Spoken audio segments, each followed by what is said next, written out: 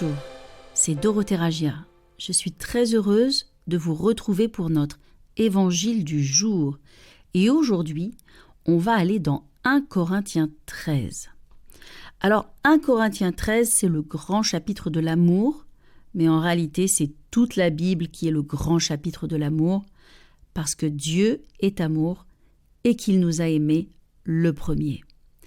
Aussi, il veut que nous marchions dans l'amour, comme lui aussi est amour. Lisons au verset 7. L'amour excuse tout, croit tout, espère tout, supporte tout.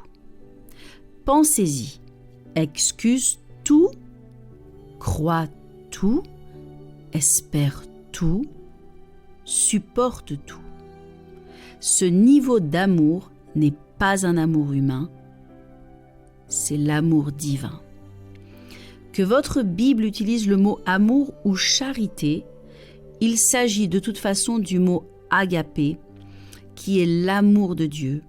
Ce même mot utilisé dans Jean 3,16, car Dieu a tant aimé le monde, agapao, qu'il a donné son Fils unique.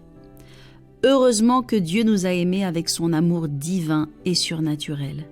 S'il nous avait aimés d'un amour humain et conditionnel, nous serions encore dans nos péchés et perdus.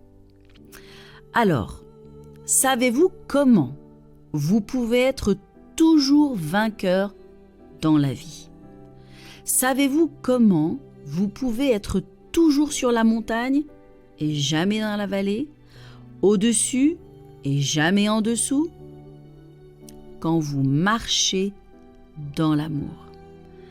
1 Corinthiens 13 dit 3 choses demeurent. Cela veut dire 3 choses vont subsister éternellement. La foi, l'espérance et l'amour. Mais la plus grande de ces choses, c'est l'amour. Il n'y a donc pas plus grand que l'amour. Et il ne s'agit pas ici de l'amour amitié, mais bien de l'amour agapé, cet amour qui pardonne, qui oublie les fautes, les péchés et qui fait grâce.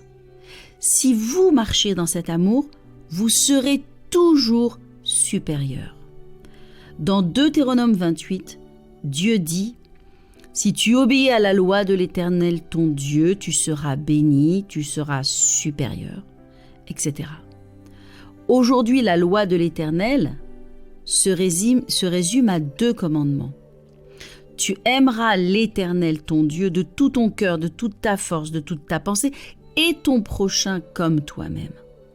Si tu aimes ton prochain comme Dieu le demande, tu seras toujours béni, tu seras toujours supérieur, l'ennemi ne pourra pas te détruire, ta lumière luira dans les ténèbres. Alors qui est ton prochain?